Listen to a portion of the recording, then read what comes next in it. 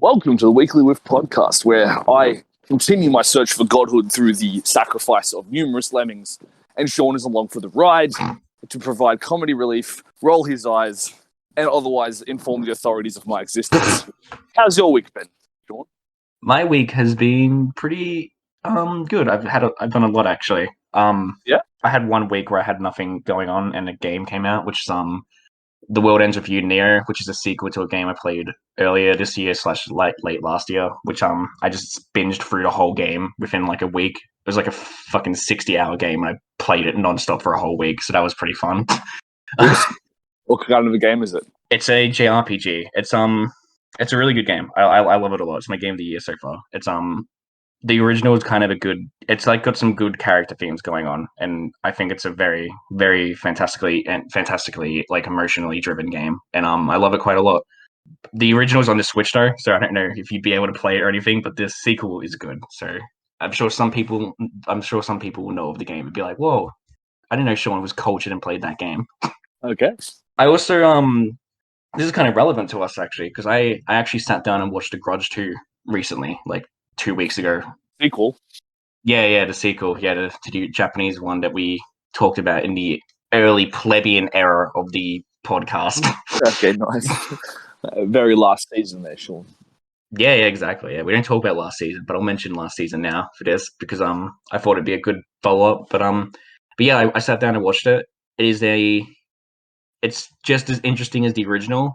I think the original is a lot more unique. I remember when we were talking about it, we said that it's like unconventional, or at least I said it's unconventional in how it's filmed and shot, where it's like just its own element entirely. But the second one's a lot more of a standard horror film, I think. But it's still entertaining. I liked it still, but I think I prefer the original. I remember just on that, the original Grudge had a lot of one takes, a lot of really long takes in it. And that was part of the whole horror thing because it felt like you were getting steered through the house or the location or the scene, and you couldn't really close your eyes or jerk away. There wasn't a lot of cutting, so you were sort of forced to be along for the ride in the horror, and that was a big part of why it was effective for me, at least. Yeah. There's some semblance of that in the sequel. I think there's like a few kind of long, kind of just really dry takes, but it's definitely not to the extent that the first one was. The first one, it's nowhere near the level the first one was at with that. It's a lot more conventional. There's a lot more kind of standard film cuts. There's no like weird jump scares that we can't actually see or something like that. I remember that being a lot in the original. It's a lot easier to follow as well. I think the story is a lot more basic than the original one was. Funnily enough, the husband like of Kayako isn't in the movie at all. Like the dad ghost. Oh, okay. Yeah, so it's just like Kayako and the kid. I guess they were more popular, so they just focused on them. Was it the same director? I'm actually not sure. I'll check that right now because I'm actually kind of curious about that. Oh, I didn't stop the timer, so we're like 5 minutes in. I'll check right now. I'm actually checking it here, ladies and gentlemen. Nothing but professionalism here. Yeah, can't you tell from like how scuffed the intro is already?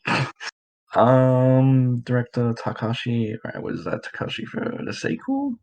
Yes, it was. Okay, that doesn't surprise me too much, but I still wanted to check. Same guy, different guy. Same guy.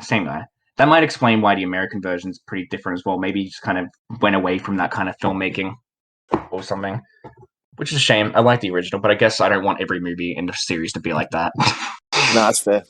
It starts to lose its charm if every film is fucking weirdly filmed like that. But it's still worth watching. I think if you didn't like the first one, like you might actually enjoy the second one more. If anyone listening has watched the first Japanese original and didn't like it, the second one's a lot more. It's kind of weird. It's got some kind of really weird like parenting themes where like the main character lost her child, and like it's almost like the ghost is kind of a surrogate child in some ways as well. Spooky. Yeah, it's really weird. It's still got that kind of fractured storyline where it's from different perspectives, but it's a lot easier to follow than the original. Yeah, the original was cool because they're like 5 little mini stories woven into the same thing. Yeah, and it's like it's almost just uncertain what it is. It's the original is fucking weird. I love the original, but I can understand if someone was like, I cannot stand watching that film. I'd be like, yeah, that's fair enough. That film is fucking weird. Yeah, it's part of the freakiness, though. It's good. So you watched The Grudge. You played through a new game for 60 hours called The world ends with you Nier. I also got Nier Replicant, which is this prequel to Nier Automata, and I've been playing that recently. I'm such a fucking degenerate. You're a degenerate. This is fine. I just, I've got like schoolwork and everything to do, but I've just been playing games nonstop for the last fucking 4 weeks. Entirely fair.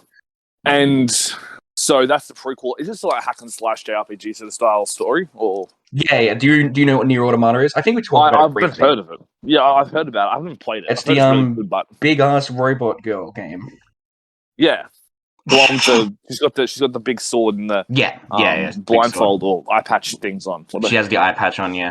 Nier Automata is in my opinion one of the best games of the last decade. I absolutely adore it from a writing perspective. So I was very keen to play Replicant, and it's really good so far. I'm halfway through it. I think I can't say too much on it because Nier Automata is very much a game that like its ending is what made the whole game for me and kind of tied it all together. So I have to wait until the ending of Replicant before I can comment on it. So maybe I'll have a follow up for the next episode because knowing me, I'll fucking be done by then. Entirely. But if someone hasn't played Automata, I heavily recommend it. It's a bit fan servicey. It's like the only thing that I kind of dislike, the sexual stuff of it, but they kind of justify it in a way as well. But I still kind of think it's just fan servicey. It's still a fantastic game, ignoring all that. There's some really good character development. I think it has one of the best characters of like any video game ever in it. Interesting. I'll have to get around to that at some point when I can get my hands on a game console.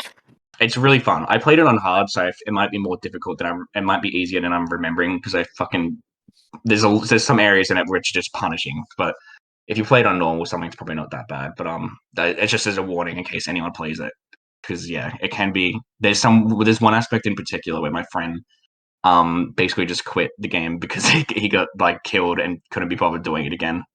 So it is rough at points, but it's a great game. I heavily recommend it, especially from a writing standpoint. It is phenomenal from a writing standpoint. Also, for those playing at home, Shaun is the kind of guy who can, goes through and does Devil May Cry's like hardest possible mode and platinum punish myself. Game. Yeah, he's just like his understanding of challenge is a little different. Punished. That's what I am. It's like one of the Solid Snake or that's what I was going for. Yeah, Metal Gear characters. Punish Shaun. Oh god, maybe that's the title of the episode. Got an eye patch and scars on your face. Yeah, that's me. Yeah. That's me. No one's seen my actual face, so that's what I look like. That's what I'll edit the art of us as well, so that I look like that. Awesome. I think actually with the new thumbnail you do.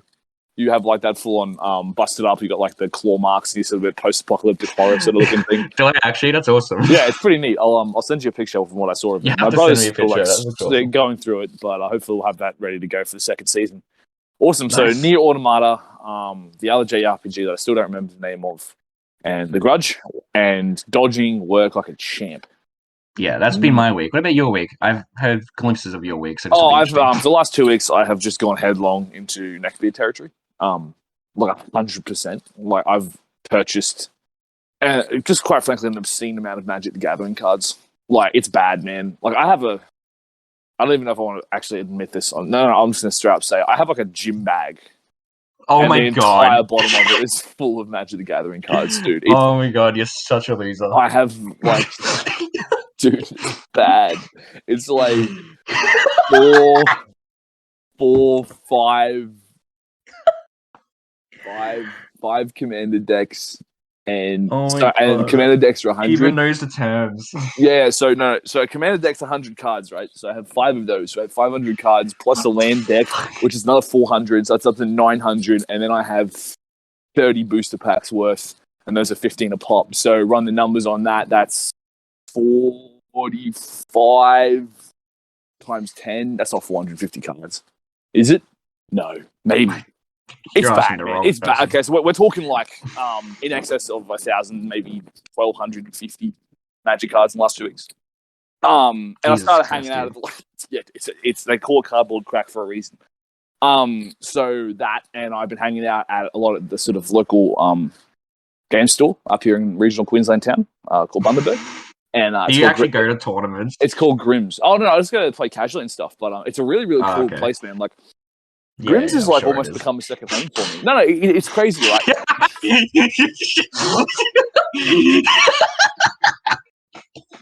Bro.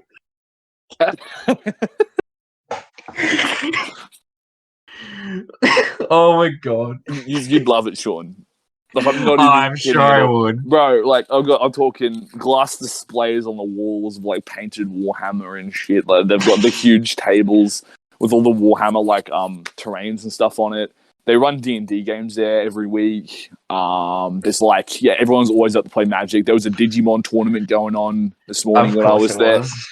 Digimon cards, they got, like, Pokemon cards, they got, like, a whole bunch of stuff. And, yeah, dude, they just got, like, they basically have my bank details at this point. You just go in there and they open like weird hours. Oh yeah, no, dude, 100%. Like, it's owned and operated. The sole employees is one guy, and everyone else who does stuff for you is just like people who've been there forever. There's people in there like painting Warhammer or like 3D printing Warhammer figurine. It's insane. It's absolute insanity. And they're just all like hardcore nerds. So all the neckbeards of Bundaberg just sort of come out of the woodwork and congregate. Looking like rats all going to one spot, like just fucking converging in the basement. Yeah, dude, it's like the communal basement where everyone hangs out, and it's really cool because it's like it sounds stupid, and everyone's just like, yeah, it sounds like a den of depravity and sin, and it's like, oh, okay, but you know, like people who are into sort of really nerdy, weird stuff, and they'll just kind of hang out in like. I might know a few. They don't hang out. They live in the basements. I might know. They live in their basements. They don't really leave the house. They don't socialize. Yeah, but like, you know, most of those people never leave the house, don't socialize, have no social skills, and just feel ostracized. And like this guy Craig, who runs it, he's just put everything together, and they all like he's just made the space where everyone can go and hang and do whatever they want. You want to play some Magic, play some Magic. You want to play some D&D, play some D&D. Like Digimon, Pokemon, whatever you want, like whatever the nerdy sort of trading card game or models or all that stuff congregates at Grimm's. Grimm's is like it's got a Space Marine painted on the front of the building. It's a full-on thing, bro. So yeah, that's my lengthy plug of Grimm's. Grimm's Gaming Bundaberg, Grimm's Gaming and Hobbies. Go check it out. Someone's gonna fucking like narrow down where you live and fucking come see you at the tournament. Be like, "Are you Pete from the Weekly Whiff?" Bundaberg's gonna be a bustling. Dude, maybe you can get a Weekly Whiff tournament started there. A Weekly Whiff tournament? Well, that means you're gonna be playing, bro. Yeah, I'll come down to Bundaberg just for that. If you can get a Weekly Whiff tournament going. Tournament of what though? I don't know. Yu-Gi-Oh? Tekken 7 Weekly Whiff tournament. I'll go for a tech in like actual fighting games. I thought we meant card games. I'll go for a fighting game tournament. Absolutely, I would. There's a guy there who just sits there and just cycles Mortal Kombat 11 combos like for 3-4 hours at a time. That's me when I was playing Guilty Gear Xrd. Fuck no. Bro, it's 100% like there's this other guy that called and apparently he's just like into fighting games. I was like 3D, 2D. They said, "Oh no, just fighting games." And I was like, "What do you mean?" He's like, "He just plays. He's really good. He just wins at fighting games." I was like, "Which ones?" They're not all of them. And I'm like, "Okay." Anyway, so Grimm's. That's where I've been spending a lot of my time the last couple of weeks. I had my second session of D&D game. I think you cut out a bit, sir. Oh no, I was just saying I've had my second session of D&D, so that's awesome. Shout out to my boy Spartan3375 who's running that, and yeah, so that was a lot of fun. And his names. And then just I could say his actual name, but he might have an issue with that. And you're such nerds. No, I'm kidding. Yeah. So yeah, that's what I've been doing. I've just gone full neckbeard. I've gone native, bro. Because I'm up here, I've got no video game consoles, I've got nothing, and then Magic was the thing that everyone was doing, so I was like, fuck it, and now this is who I am now. It's a part of me. Migrated to cards. You've lost like your video game consoles, so you just like ended up relying on cards as a whole. Why couldn't you like get addicted to cool card games like Yu-Gi-Oh or something? Okay. Listen. Hear me out here. No, I'm not going to. I think I know what this episode's going to be called. Yu-Gi-Oh versus Magic the Gathering. It's not going to be that at all. Magic's older, bro. It's been around for longer. Yeah, that doesn't mean it's cool, though. Does Magic the Gathering have an anime? Oh. It probably does, actually. No, it's probably going to have a series directed by the Russo brothers on Netflix, though. Really? Yeah. Live action or, like, animated? I think it's going to be live action, yeah. It might be animated, but probably live action. That would be interesting. Yeah, man. It's going to be sick. They've also got there's a Witcher series going to be happening. Animated Witcher series. Is it already happening? Oh, animated. Okay. Yeah, it's going to be an animated Witcher movie on Netflix. Damn. So, yeah. There's a lot of fucking, like, animated video game series coming to Netflix. I keep seeing stuff about the DMC anime, like, that's apparently being in production, like, how that's going to be coming soon. I don't know if I believe it, but the anniversary is coming up soon, so maybe. It's going to be a shared universe with the Castlevania series on Netflix.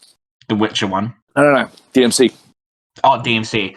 Yeah, I think I saw it actually. I will fucking see. I don't have much expectations for it. If it's following that poster art that they had for it, it looks fucking bad.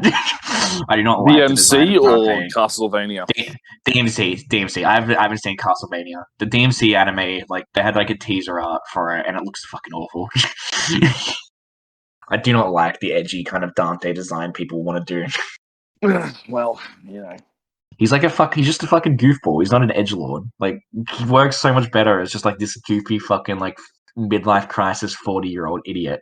In DMC, I love the character, by the way. In DMC 5, he's absolutely a midlife goofy wacky old man in DMC 5. Dante's like fucking whole character arc is that he's going through an existential crisis throughout the games. It's the only thing that fucking makes sense for him. That is entirely fair. I have to run You need to through play the that at rest. some point. Yeah, I do. Yeah, you need to play him. You're up to DMC 2, the best one. Okay, we'll have to make that happen. Yeah. Weekly with stream DMC 2. Dude, I would 100% do that. Hey, I'm not even kidding at all. I don't know if I could beat it for the whole thing. It'd probably fucking kill me seeing people play that game again. It's already bad enough when I had to fucking play it. Oh, okay. And platinum it. You said it was one of the easier games to platinum. DMC 2, yeah. Depends on what you mean. Like, in terms of difficulty, yeah, it wasn't that hard. But in terms of, like, my soul felt like it was being drained by the game as I played it, yeah, it was pretty fucking tormenting. It wasn't fun at all. Yeah, I got you. I'd say the reboot's easier than DMC 2. I really enjoyed like the reboot. This is a very unpopular opinion. I know you did. I really like that game. I don't hate the reboot. I just don't like it in comparison to like the original games. But I can tolerate its existence so long as the original series can go on. I'm part of the group that wouldn't mind the reboot sequel actually. Yeah, because just so long as it doesn't impede upon DMC's like mainline series, I don't really care. Yeah. The reboot's like it's fine from a game perspective. It's not my kind of game, but I can appreciate its existence. I just hate its characters basically. That's entirely fair, man. I think it's way too edgy, and if they made a sequel, I think they need to turn it back a bit. But I like Ninja so Theory. edgy anarchist punk, like yeah, and it's just it's got that weird acid step, like just full on howling music in the background. It's got a very noisia. I think it's something called. It's just like it's pretty haywire.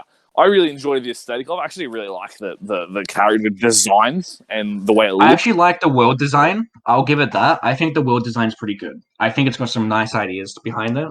And I kind of wish the world was utilized more. Some scenes are a bit too heavy-handed for me. I remember I always say this when I'm talking about the game. Yeah, I know what you're talking about, man. I always talk about this one level in the game where you're in a factory and you're like climbing up containers or something, and it's got like poison written on it because it's got like soda cans or something. Yeah. It's like poison or like and like it's just got all these heavy-handed words. And as I'm playing through it, I'm always like, this is fucking stupid. Like this is too much. Like calm down. Look at what you are. You're a fucking hack and slash where we're killing demons. You don't need to go this hard on it. Yeah, but it's like you got Combi Christ as your fucking soundtrack for fuck's sake. You've got exactly right. And the other thing too is it's a lot of anti-corporate, anti-this, anti-that. It's like super sort of anarchist and anti-corporate sort of messaging.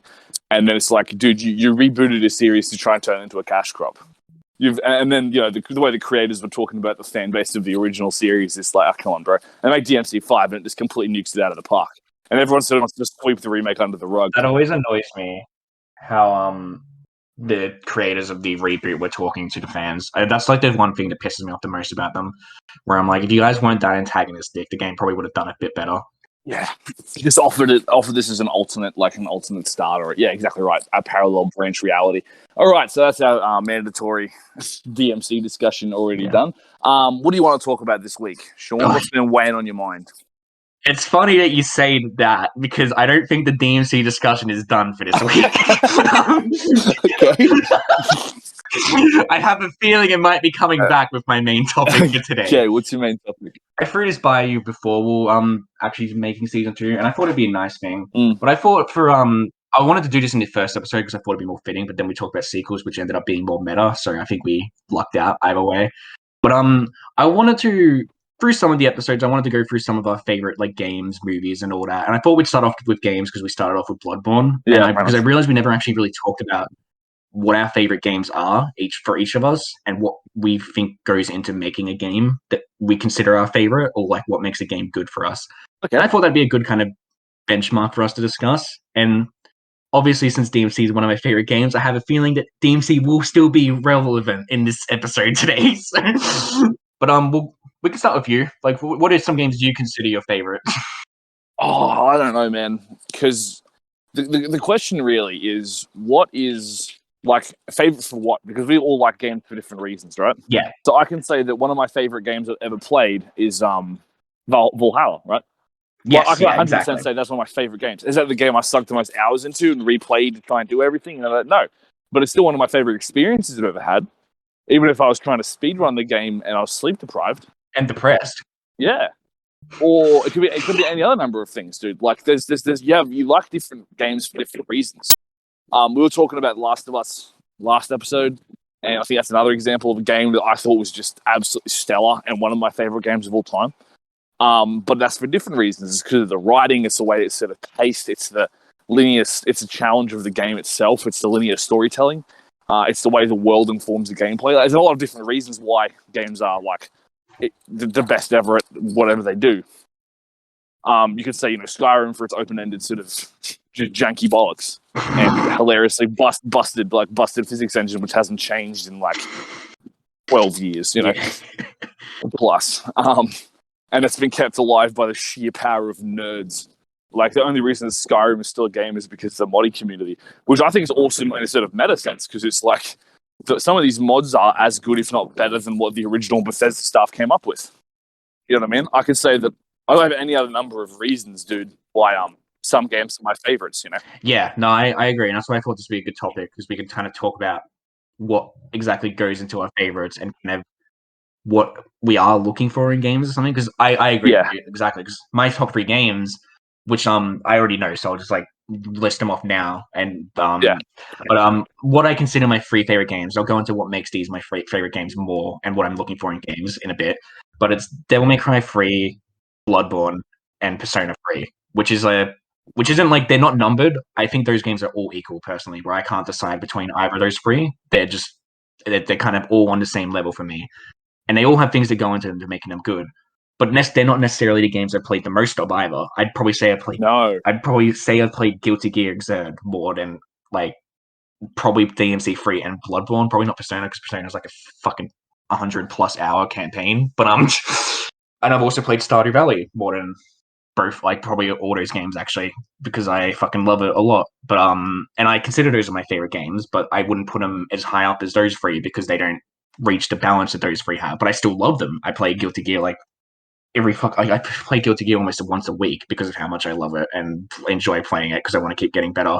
And every now and then I come back to Stardew Valley and just chill out and play it, and I fucking love it every time as well. But yeah, and I think it's an interesting topic in that regard, because like what is our favorite game? Is it the game you play a lot? I think it can be, just for some people. Like, you play Tekken a lot, and I actually I don't know if you'd consider Tekken one of your favorite games, would you? Oh yeah, that's an excellent. I was about to mention Tekken. No, I wouldn't say it's like one of my favorite games ever. It's one of the games I sank the most amount of time into.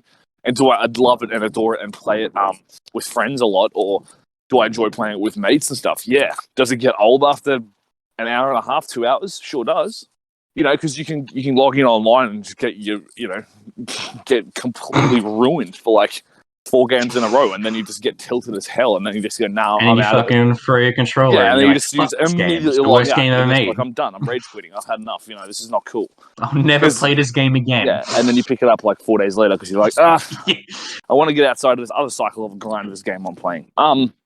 Yeah, man. So your top 3 are Bloodborne, Devil May Cry 3, and Persona 3. Yes. All right, my top 3. I don't know. I haven't thought about this a lot. I think like in terms of the more mainline genres. I know for a fact that my favorite shooter I've ever played is Titanfall 2. Yeah, Titanfall 2 specifically. I know that my favorite RPG I've ever played is probably The Witcher 3. Yeah, I'm feeling good. I knew those 2. Yeah. No, fighters, I'd say Tekken, because it's the only one I really got into a lot of. And I actually have a fighting game for you to look up, bro, and you're gonna love it. Oh, it's a 2D anime-esque fighter. The art in it is gorgeous. It's called Grand Blue versus I know Grand Blue. GBVS. Yeah, Grand Blue. Have you seen it? I've seen it. I haven't played it myself, but I know of Grand Blue. Yeah, it's I don't know. I just sat there and tried to learn how to play it, and it's like very simple but very, very cool.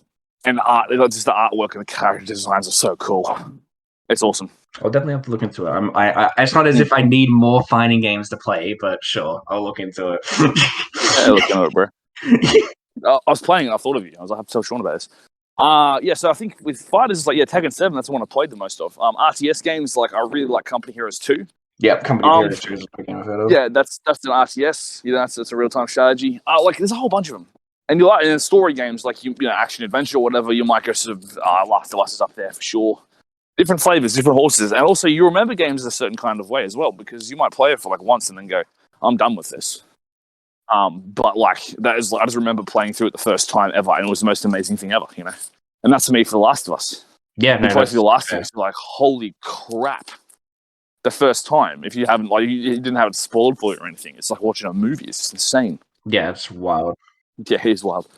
So that's it from me, like in terms of just basics. I've got like favorites in every sort of sector, and there's reasons for and against this, and whatever it is.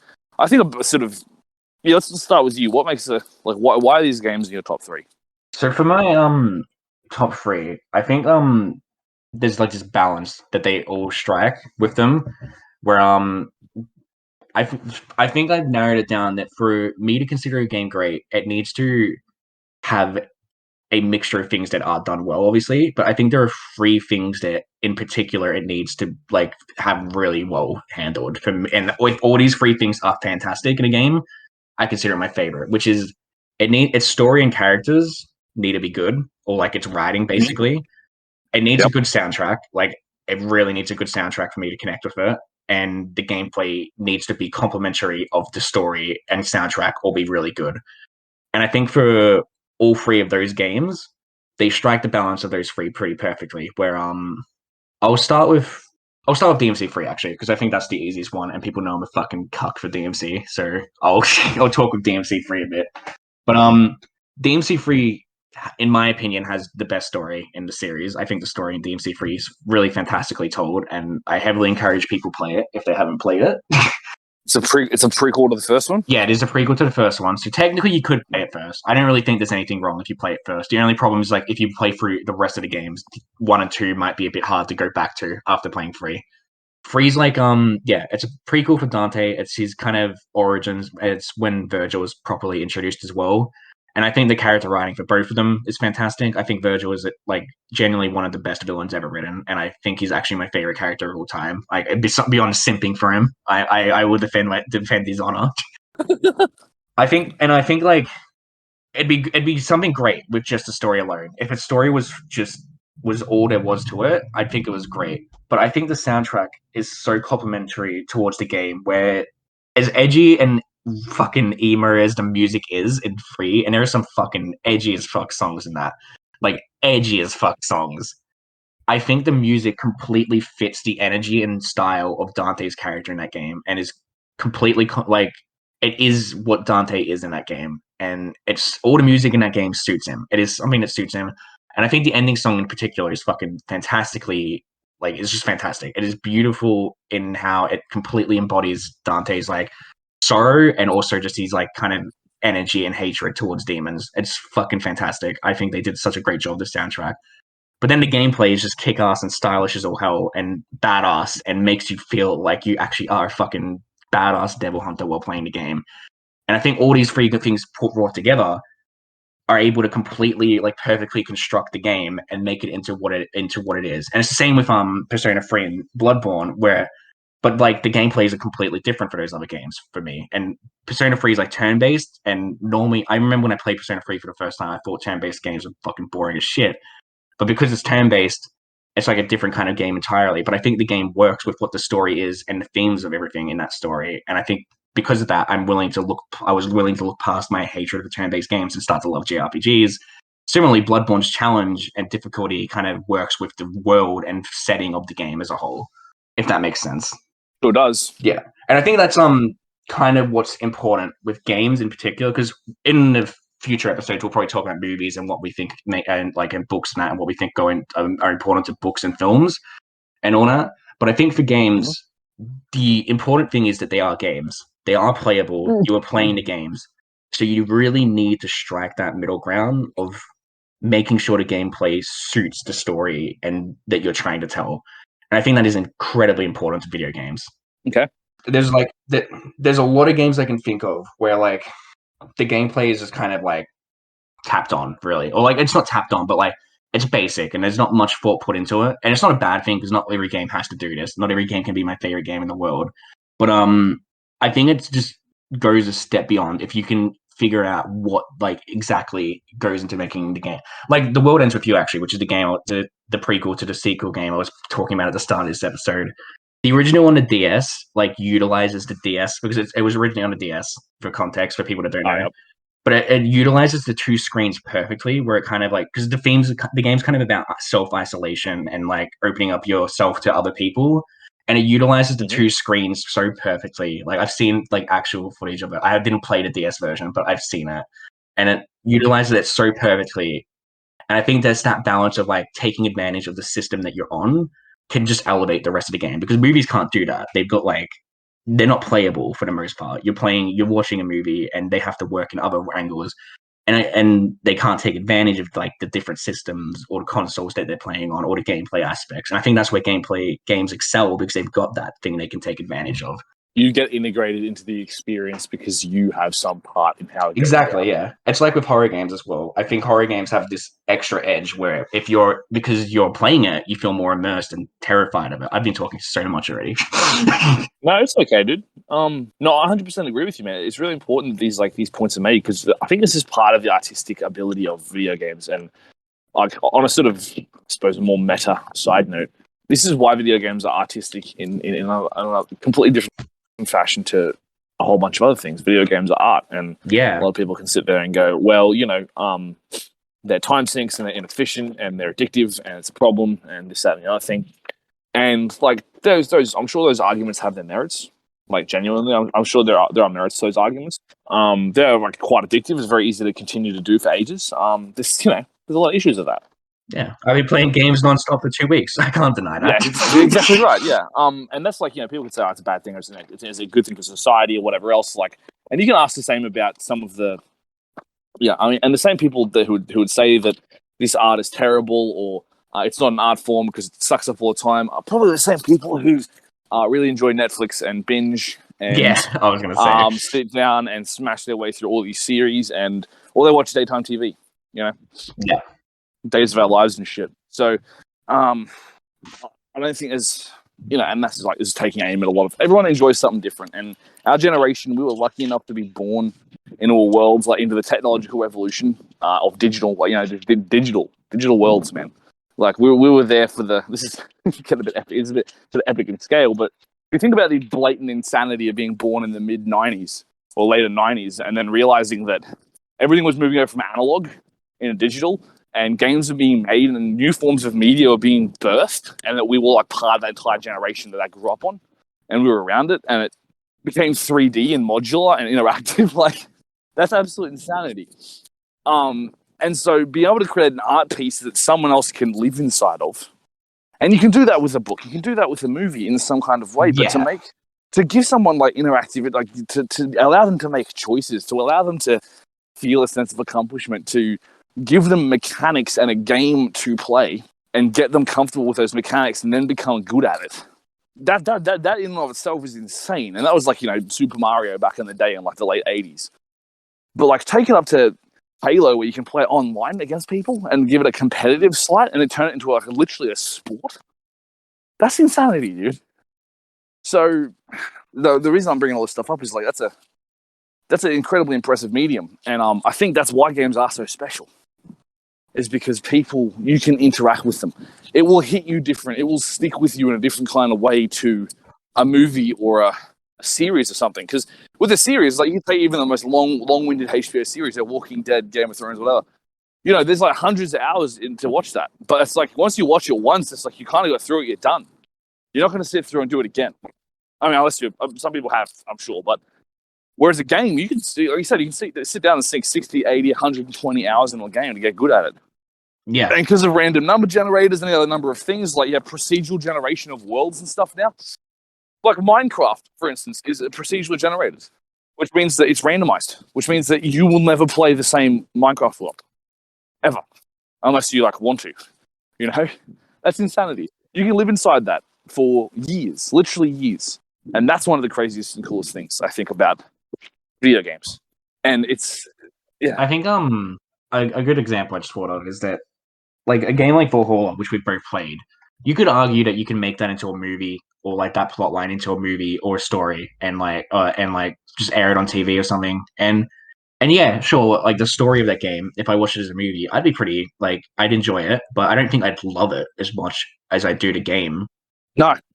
Actually, I will disagree with you there. I don't think it would work as a movie at all. I think like I mean like you could take the core themes and story and put it as a movie. It just like you can put it into a movie. I didn't think it would work, but I think it could be a movie that people would watch and be like, that was good. But I don't. If you don't have the interactivity of like just making the drinks and also just being Jill and fucking being a bartender for everyone, there's just not that emotional connection, and the game's nowhere near as deep if you're just watching these characters on screen do it. What makes it beautiful is that you feel like you are Jill in a lot of ways. Yeah, you have a lot more of an interactive. Like, and there's even just that tiny middle game of have to make rent or have to do this or have to do that, and like, yeah, you know, just literally make this money and you get these kinds of tips because of this. You know, like making drinks correctly. It's the smallest mechanic. It's literally just one mechanic. Yeah.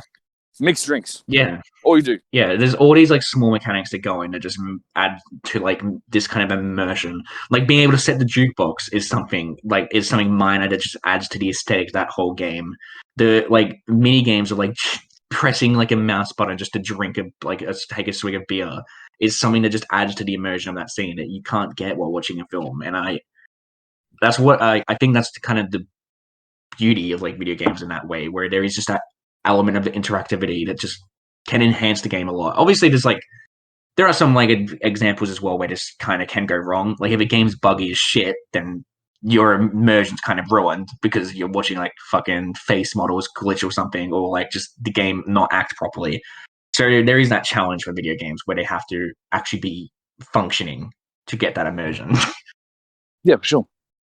And I think that works pretty well with like a lot of I think that is pretty important for like horror games, especially because I love horror. Obviously, and that's my whole aesthetic. Like I am the horror edgelord guy. And funnily enough, there's not a lot of horror games I'd say I love because I personally think that a lot of horror games haven't reached that format. I think Fatal Frame 2 is probably the closest to a horror game I played that I enjoy quite a lot and think isn't that buggy. But the problem with that is that like with horror games, if they're not like fluid or smooth, the immersion can just be broken real easily because I'm not scared if I realize that the thing chasing me isn't like actually scary because its face is glitching or it's like running against a wall for like a minute. Yeah. The sense of threat and your sense, yeah, exactly right. It's all about that immersion, that sweet immersion. Yeah. That's what you want. That's another good counterpoint actually that leads into another good counterpoint. Is that each genre for video games, like each genre for movies, have different things they need to do. Yeah. Like a fighting game, I don't want a good story for a fighting game. Like I like a good story, but I don't expect a good story when I go into a fighting game. I expect good gameplay, good reaction time from like my controller and pressing the game, and I expect a good online service as well, basically. Yeah. And you expect like decent and fair balance between different characters. Yeah, exactly. For the competitive edge to it. Here's the thing, man. Like I don't know if you've played Guilty Gear and stuff. Have you ever gotten to the lore of Guilty Gear?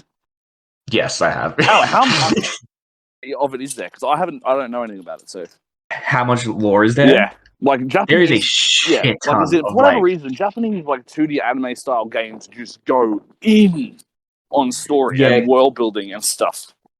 Guilty Gear is fucking hilarious whenever I look at the lore sometimes. It sounds like actually kind of fun. Like I do kind of want to play through some of the games just because of it. But like there's such a wider range of characters in that game. There's like a time traveler. Like one of the characters like from the future, and he's just the, as far as I know, he's the only time traveler, really. Like he's just from the future, and he's just vibing with the rest of them. One of them's like the main character's like whole quest is that I think he's trying to find his lost lover or something, who's like reincarnated or something. I am sorry in advance to all Guilty Gear fans who have stumbled upon this video and are screaming at how wrong I am about all the lore. I am incredibly sorry. I acknowledge I know nothing. One of my friends, like main character that they play is like an 8-year-old that's just been biologically grown faster, I think, or something. Okay. Yeah, it's weird. The story's like, I don't know what it actually is about. I think it's about like fucking timeline fractures or something and saving the universe from like a singularity point where the world would be destroyed or something. And they do it through fisticuffs? Yeah, basically. Okay. Yeah, but yeah, it's while I can look at some of the lore for Guilty Gear and be like, I think because I've seen some things where I'm like, that looks pretty good actually. That's some good writing or whatever. When I go into a fighting game, I don't really expect a fighting game to have a great story. Like, it doesn't need it. I will shit on a fighting game that has a shit story. Like, I'll shit on Tekken 7 for having one of the worst fucking campaigns ever. Yeah, that's entirely fair, dude. But I'm not gonna be like, well, this game was a 8 or 9 out of 10 for me, but now it's a 5 out of 10 because its story sucks. I'm gonna be like, its story sucks. So yeah, that's the expectation. So yeah, just getting back to sort of like the overall discussion. Actually, sorry, before you move on, I do want to make this clear. That doesn't mean that fighting games can't have a good story, or that I won't be impressed if a fighting game does have a good story. Just in case, like, I want to make that clear. Like, a fighting game should have a good story, but because of what fighting games are, I don't expect the genre conventions. Yeah, that's exactly right. Yeah. But if a fighting game came out and had a kick-ass story that rivaled The Last of Us, I wouldn't complain. The problem with a fighting game, just as a side note, is that the gameplay is punching things. So you need a reason or an excuse for things to punch other things. And as we know with narrative, it's like action is the sort of climax, or it's not always the centerpiece. Like constant violence is not really going to sell a story. A lot of the time, you need break periods, you need a breather, you need to sort of slow down and take in the scenery and enjoy some stuff, and have some character interactions. In a fighting game, you're literally playing the game so you can punch stuff. So the narrative has to accommodate the gameplay, and that's where like it's kind of funny in that fighting games are, in a sense, one of the most pure sort of games because they still have that edge of this is what we're doing, like we want to punch stuff, and then the narrative kind of is expected and it's just kind of piled in on the side. And you have to find a way to interweave those two. And thus far, it's very hard to actually create a believable narrative that isn't just completely off chops. Yeah. It integrates those two things. It's not like it hasn't been done because of lack of trying or skill. I genuinely do think it is hard to make a good fighting game story. I don't know what I do. I'd say that the best strength you can do is just make good characters and then maybe give them like episodic like things that take like half an hour to play through just so you can get their backstory or something and just have them fight against other characters. That's like the only thing I can think of that works. That is what happens in most of the Japanese 2D anime fighting games, yeah. And I think it works. I think it works with Guilty Gear. It's fine. It's just like basic enough as it is. And I'm sure I haven't played the main story, so Guilty Gear fans are probably screaming at me that I'm not appreciating the lore, but maybe one day I will play through it. But like, yeah, I would be genuinely impressed if a fighting game came out where critics just all lined up and was like, this is the best story ever, because it is such a hard balance. And like I said, that balance is required. The fighting game can't just devote itself to a good story because it needs to have that good balance of gameplay as well, because otherwise it's a matter of like, well, why are we watching the story? I want to play the game. Yeah, exactly. And that's the tough part, right? Getting all that together. Yeah, man, it's a tough one. It's a very tough balance to get all that like right and correct. Yeah. Have I ever told you about my dream desire for RWBY to be a fighting game? Because we've watched RWBY before, or you've watched it. I'm still watching it, and I fucking they are in a fighting game. I know, but I want like a full fighting game with those characters. A full fighting. Yes, because they tried making hack and slasher. I know. They made the hack and slash. Okay, sorry, my bad. So that one's no. That's not me being upset at you. It's like me being upset at the hack and slash game because it's super bad from what I've seen.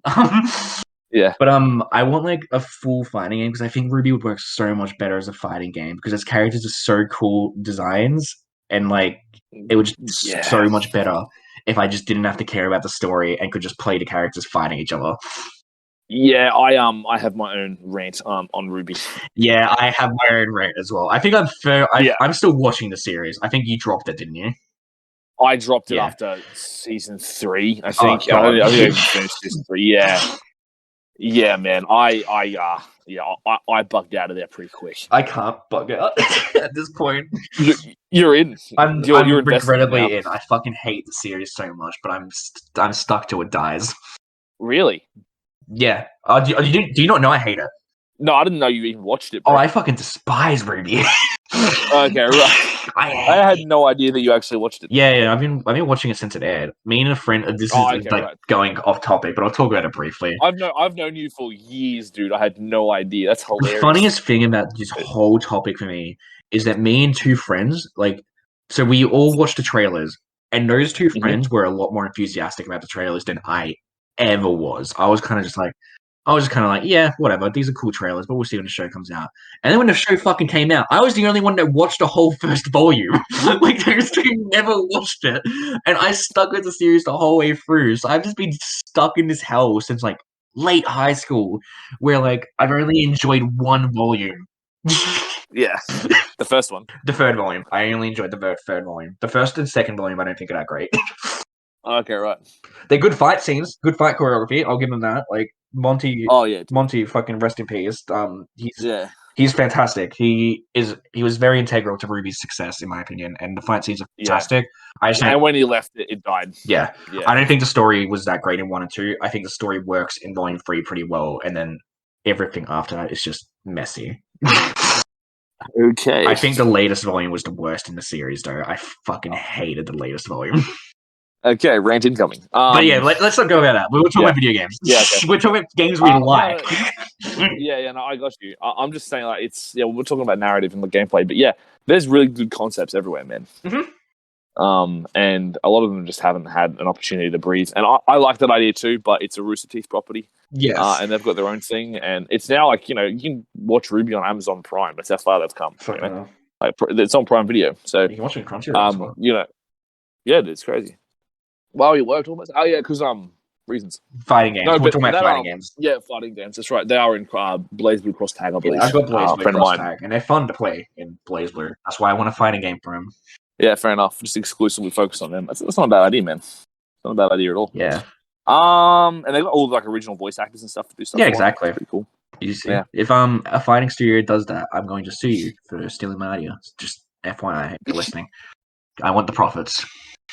Okay. So basically, TLDR of that whole tangent and fighting games. Yeah. Fighting games have in terms of what makes games favorite to me for fighting games, it's completely different because obviously fighting games are built differently. Just like how horror games, I have different standards for that as well. Where I don't really want for a game like DMC, I want the soundtrack to be epic and to match the vibe of the characters. For a game like Fatal Frame 2, I want the soundtrack to be atmospheric and creepy and to get me immersed in the game and the story as well. Absolutely. So, similar with Bloodborne. Just to get back to your original point, I just wanted to ask this question real quick. Yeah, all good. Can we just revisit what are the 3 things that you require? There are 3 things that need to be balanced. It was the soundtrack, it was the gameplay, and it was the story and characters. Basically, yeah, soundtrack, gameplay, and writing, I'd say, is the best way to summarize it. Yep. No, I just wanted to make sure. I just wanted to revisit that and just make sure I've got the overall thesis in play properly. The thesis of Shaun. The thesis of Shaun's holy the holy trinity of Shaun. No, okay. So, yep, cool. And so Bloodborne does it different with the challenge and with it's a different game, really, isn't it? Yes. Yeah. Well, yeah.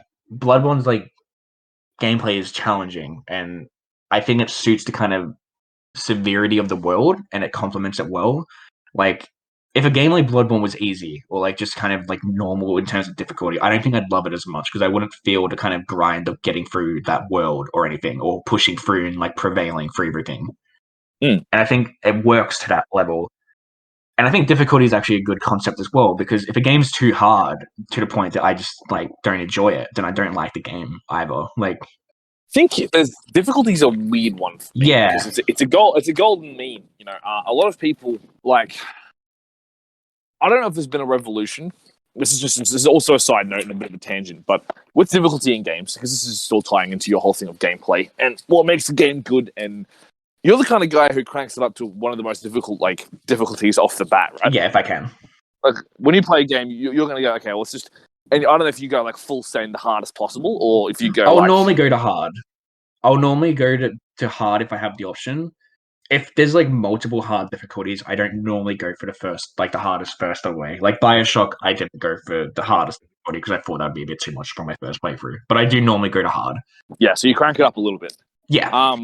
See, this is the thing, right? So you've heard of false difficulty before? Yes, that's when it's not actually difficult, right? And It's just bullshit. Yeah, it's bullshit. So yeah. yeah. So a big part of that would be, let's say for instance, it's a Tekken 7. Weirdly, it has one of the most cooked boss battles ever. Mm-hmm. I don't know if you've seen the Ultimate Kazuya fight right at the end of the game. Yeah, I have. I played through the whole story. Remember? Yeah. Okay. Right. Sorry. Yeah. So that but if you've played it on like hard, the hardest difficulty, which I don't think you did. No, God no. I played on the easiest. I think I played it. May have switched it to normal actually because easy was too annoying. Yeah. So that like it's literally like a trope called Konami boss. Yeah. And it's like, oh no, is it Konami or something like that? Yeah, it's like Konami hard boss or something. And pretty much like they just have this history, this entire company of fighting games forever, Bandai Namco or Konami, just making the most obscenely difficult fighting game bosses ever. And the reason for this is actually rooted in history. In an arcade machine, you want people to be dropping their money into it, right? So you make the last boss absolutely BS, so that you can just keep getting quarters off people or dollars or whatever it is, right? It's designed to be hard so that you can keep taking people's money off them. Yeah, that's the reason for the machine, right? So it makes sense, but they just kept the tradition up. And so when you play against like Devil Kazuya, like the ultimate Devil Kazuya, whatever in Tekken 7, he just breaks the game. He just straight up just does stuff that no one else can do. It's not fair. It's not balanced. It's not even. You don't have a fighting chance there. Like you are actively at a disadvantage. Another example might be Skullgirls is another example of that like kind of boss fight thing. It has like a secret boss fight, which is just bullshit and breaks the game.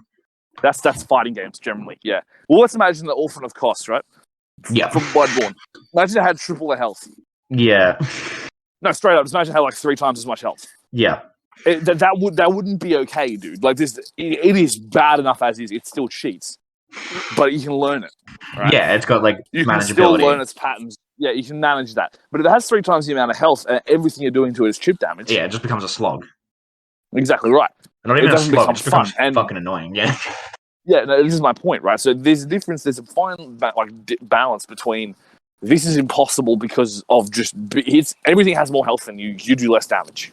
It's a perfect example of that. That's like false difficulty. It's not that they're better. It's not like you're bad at the game. It's that you are at a disadvantage. Yes. Because stuff you. And I think that kind of difficulty is fucking shitty, obviously. And I think I feel like there have been more games that do that, where like the term's like bullet sponge, right? Like in terms of like that's like a term, right? Where enemies just take damage over and over. Like they're just absurdly like damage dealing or damage tanks where you just shoot them over and over again and they never die. And it's really annoying. It's annoying. They're just stuck. Yeah, they're stuck on a lid and it's doing nothing. And that's what you call false difficulty. So I think that's something that really needs to be avoided. Yeah. But here's the thing, right? There's been a resurgence since I think like I credit a lot of this to Dark Souls, the Souls-like genre, Demon Souls, really. But like this whole thing of for a while there, games weren't always like easy, but they weren't difficult either. Like in the 2000s, and I'm probably looking at the wrong things. Bullet hells have existed forever. I'm just talking like sort of mainline commercial, like Western countries video games. And this is like a massive overreach. But there are a lot of action games that were just getting pumped out and this is like the 2000s, right? Yeah. They were just sort of like easy enough to play. It was just, like, a lot of them were rushed to like sort of be a movie tie-in, right? So it was like the licensed game of Thor or whatever. Yeah. Or Spider-Man or whatever was going on. Like all that stuff was designed to just be, like people would buy it, play, oh, it's kind of cool, whatever, and that'd be the end of it. Yeah. Some games weirdly like slapped hard, even if they were licensed, but for the most part, not fantastic. And then, like whatever reason, whenever Dark Souls comes out, in the West, there's been other games, there's been Japanese games forever. There's a whole other subgenres of games that are just designed to be ball-crushingly difficult. But in terms of like that whole, I can beat Dark Souls, so everything's easy now. Like that kind of bringing that challenge back into a lot of mainstream games and trying to make things hard again and trying to make it a challenge and giving people bragging rights for beating games. That's been a culture that's arisen. I don't know if you've noticed this in like the last 5 years or so. I have. And a lot of games, everyone calls them, it's a Souls like this, or it's a Souls like that, or it does this like Souls. Yeah, the Souls like literally just like, what's that mean? Well, you can dodge roll and you have a stamina bar for doing anything ever at all. Fuck you. It's just like any level of difficulty. They called Crash a Souls-like game, like this Dark Souls of platformers when the remake came out. Oh my goodness. Yeah. Did you not hear that? No, I didn't hear No, about that that. was the funniest shit ever. Yeah, I saw like an Dude, article. I need to stop following IGN on Twitter, but yeah, just straight up hate them now. Yeah, there definitely was this difficulty spike in games recently, and I actually I noticed it, and I do attribute it towards Dark Souls as well. Actually, that's kind of what brought it back. I'm kind of happy with it because I like games that are difficult. I kind of like that. I kind of get why people don't like that as well.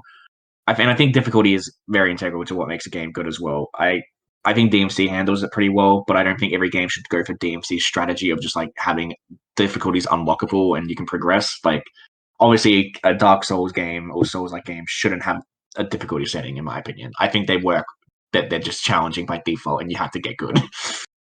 I would also like to add in a sub like just comparing say Bloodborne and DMC. A big part of DMC is like scores, right? Yes. Like utilizing the absolute best of the mechanics available to you to get the highest score, which then nets you stuff which makes the game easier in the future. Except that you have different kinds of enemies that require different kinds of approaches. Even with DMC 1, it was an incredibly mechanically complex game. Mm-hmm. Yep. Like the original on the PlayStation 1 that I played the remaster of it. I was amazed. I was sitting there going, dude, there's so much going on. And I know what it turns into. I know it turns into DMC 5, and I have no idea what kind of mechanics are going on there. But there is such a range of things you can do with DMC 1. It gives you a huge, very diverse toolkit, and every single time you pick up a new weapon, it gives you a new ability to do different things. Mm-hmm. That's really sick. Bloodborne's very similar. I would say that the moveset and the toolset given to you is smaller, but it's you have to take absolute full advantage of a lot of it to make it work. And it's not. And here's the other thing too: it's not your hand doesn't get held at all. It's just like here's how you lock on, here's how you smack stuff, here's how you transform your weapon. And most of the time, people who start a Bloodborne don't even walk around the garden and actually read the tutorial messages. Yeah. You know the little path around the back? I had no idea that was there until like the last time I played it, which was like 4 years ago. Fucking hell. Dude, I walked straight past it. I was like, yep, okay, it's Souls, whatever. But I played Dark Souls before, so I had a rough idea what the mechanics are going to be. Yeah. That said, like you're just picking up Bloodborne for the first time, never touching anything else, you wouldn't have any idea what you're doing. No, you just get your clue. shit slapped. Yeah, that's how I started Bloodborne. It was my like Souls-like game, and I just got fucking destroyed immediately. I was like, all right. And a lot of people go, I'm one of the people who went and watched tutorials and sort of started to get a feel for how things work. A lot of other people, like you, just sort of muscled it out. Yeah. And a lot of people also just like Bloodborne had one of the biggest return rates to game retailers because it launched with the PS4, right? Yes, it was PlayStation exclusive, I'm pretty sure. Yes, right. But it was one of the biggest return rates. People would pick it up. I picked up my first copy of Bloodborne for $8. Oh wow. That's how much it was hated. Fucking hell. Yeah, dude. The return rate was like $13 or something. It was like nothing because no one was playing it. And then they brought out DLC. A whole bunch of streamers got onto it, and now it's $100 on the PS Store again. That's fucking wild. Yeah, but I picked it up for $15 retail, bro. Like I bought the CD and everything. That's fucking hilarious. Wow. Yeah, and that was I got it when I first got my PS4, so that would have been like 5 years ago now, 4 years ago. It's weird to think the game's that old. Fucking hell. Yeah, it's been around for a while. Yeah. But just mechanics difficulty is part of gameplay for you. It's one of the important things to balance into the game to make fun. Yes. Yeah. I think they're very important. And like, because it's integral to the game, really. Just like how with films, I kind of want films to have good cinematography. I want games to be fun, like to be good games. Yeah. Well, you want a film to be fun to watch. Yeah, exactly. You want a game to be fun to play. Yeah, that's a good comparison. And then when a director says this game isn't about having fun, everyone's kind of a bit like, what? Yeah. I think there's some room for that as well, but yeah, it's got to be fun to play. I think, it's just I hate that argument because I think games can, in a sense, not be fun as well. Like there can be some point to a game being long-winded and like having kind of a very lackluster ending or whatever, or like I'm basically just kind of subtly pointing towards The Last of Us 2 and Neil Druckmann because I don't like how he handled a lot of the criticism for that game. But like, I can appreciate aspects of that game and like what it's going for, but I just don't think the gameplay works in comparison with it. I think a YouTuber called I think it's Nakey Jakey or something. I think he made a great video on The Last of Us 2, actually. Which my brother absolutely loves him. Blow him out, check him out. The Last of Us 2 video he has is a fantastic video about it, and I think it talks pretty well about that idea of gameplay not meshing well with the story of the game, whereas the first game it does mesh much better. And I agree with that assessment. But I won't talk too much about it because if people haven't watched it somehow and are listening to us, I recommend that you watch it. Maybe I'll put it in the description, even though I don't think this popular YouTuber needs a shout out from us. Probably not. No, it's true though. Yeah, I was thinking about what you were talking about with music, and it just reminds me of another YouTuber next to Nakey Jakey, who my brother also adores, called Noodle. I don't think I've heard of them. You don't think you have? No, he talks about how he has an interview with a guy called Marty O'Donnell, who composed the Halo soundtrack of the original trilogy and Reach. So Halo is possibly one of the biggest revolutionary forces in shooter history ever. Yeah. And the position of sound designer, that was him. He came up with that term. He came up with the idea of adaptive music, which is to say an algorithm actually picks up on when to play music and when not to play music inside of the game. Yeah, that's very important to games. That technology was like, he kind of, that was integrated into Halo first. Before that, it was just the same kind of thing on a loop all the time. And now when it fades in, fades out, whatever, like when you're playing Bloodborne, you've got that crazy gothic cathedral music in your ears. And like, it's because, DMC's dynamic music that like adapts based on how well you're playing. Precisely. Yeah, it's all led to that. It has its origins in Halo, funnily enough, which is a Western game, not Japanese. But yeah, it was a crazy idea. But this is all post 2000, right? So Halo came out in 2001, and everyone else started picking up on it after. It really did revolutionize a lot of things. But yeah, that sound design. Anyway, Noodle has a whole thing on it. He just rails on about how much he loves Halo and everything else. And he rails on about Halo. He interviews Marty O'Donnell. Like, he's got a whole thing. He does his cute little animated things. He's funny. I recommend jumping on him as well. Not that he needs any help either, but yeah, follow Noodle. He's mad. Yeah, they should be thanking us for the free marketing that we're giving them. Our boy walkers are gonna jump over there. Dude, do you know what they call people who play Magic, like the technical designation for someone who plays Magic the Gathering inside of the thing, aside from player? Incels? Planeswalker. But yeah, incels also works. Planeswalkers. Planeswalkers, yeah. Damn, you really are a fucking Magic Gathering fan. You fucking called us Void Walkers. You gave us a fucking Magic the Gathering fucking name. That was 2 weeks ago before I got into it. Shut the fuck up. Alright, anyone that's not fond of our community name, blame Pete. Walkers in the Void. Because no one's ever going to find us. No, exactly. It's fine. So, yeah, exactly. We're going to just continue. It's going to be like... The second we get over 100 subscribers, I'd delete the channel. No. 100 is progress, bro. No, we can't do that. 100 million, you get to delete it. Oh, fuck yeah. I'm keeping it to that. 100 million subscribers. Yeah, 100 million. Channel gets destroyed at 100 million. And then we just start the Weekly Whiff. Weekly Whiff 2. Yeah, exactly right. And then just go from there. No, at that point, we just we either sell our media empire or we just dissolve it. You and I shake hands and IGN. It just basically becomes an IGN. Like cameras, like paparazzi, like taking photos of us shaking hands. And, dude, yeah, we're having parties, like $20,000 fucking dollars shoes, and we're hanging out at conventions, answering questions. You're just doing belligerent interviews while I hold the camera. Just sticking a microphone. Yeah, sticking microphone. Drunk cameraman, and you've got a mohawk, and you're just sticking a microphone. Mohawk. Yeah, bro. Interesting. Gotta commit to the bit. Or like a full man bun. You have to go full man bun and just get in their face.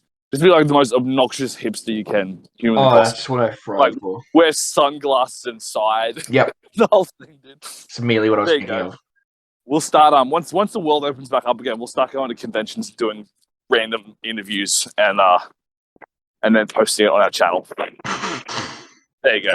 Nice. That sounds like I'm actually into this. When Melbourne opens up again, I'm going to fly down there, and we're going to do interviews. And then you're going to get stuck here. If we're going to do interviews, yeah, we're going to go to an anime convention. We're going to go to we're going to go to Supernova in Melbourne, wherever it is, and we're going to just go around and annoy people.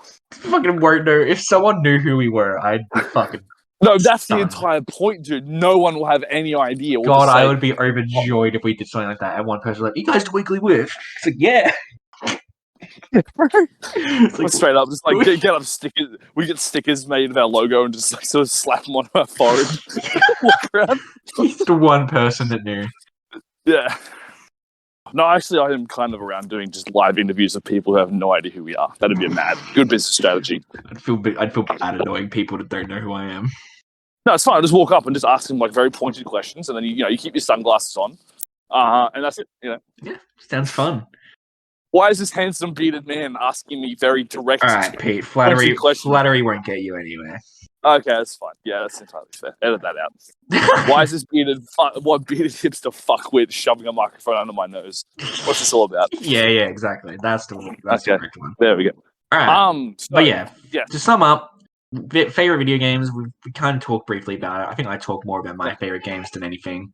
But we talked a lot about just what goes into games, and it's just that balance of what makes gameplay important. Like what makes games important. You need the good gameplay. The writing is good, like important as well, and the soundtrack can be super complimentary for the game as well. I would say and there's a far in balance in the game, like Cyberpunk. They massacred my boy. I love that game so much, but everyone shits on it, and they're for reasons that are fair. But I still think Cyberpunk got a really bad rap, and I'm really into it still, and I want to play it again when I get back. Yeah, you would think that. I've got another friend that's playing it a lot and likes it, so I've heard 2 people say they like it compared to like other people that I know that don't like it. So 100% approval rate.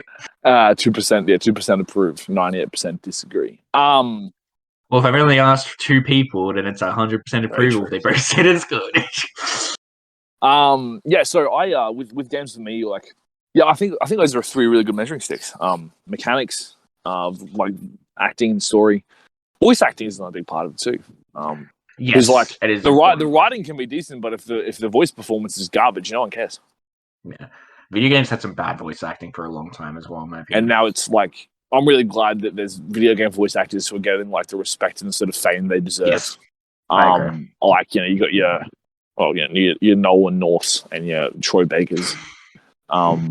Those guys are absolutely fantastic and do a really good job with most of the characters they play, and it's really sick. They're great. I mean, you got Mark Hamill playing the Joker in Arkham, the Arkham Batman games, the original 3. You've got they're pulling guys out of the original animated series of things, putting them into video games. Like voice actors have a lot of absolutely amazing run in video games now, and the talent is immense, and I'm really happy about that. And they got motion capture actors as well with Last of Us, all that sort of adapt. DMC has motion capture as well. Yeah, man, it's fantastic, and I really love the fact that that's the case. That it's outgrown movies at this point. Video games make more money than movies. Do they? Dude, do we know that? Oh yeah, I feel like Hollywood makes a lot of money. No.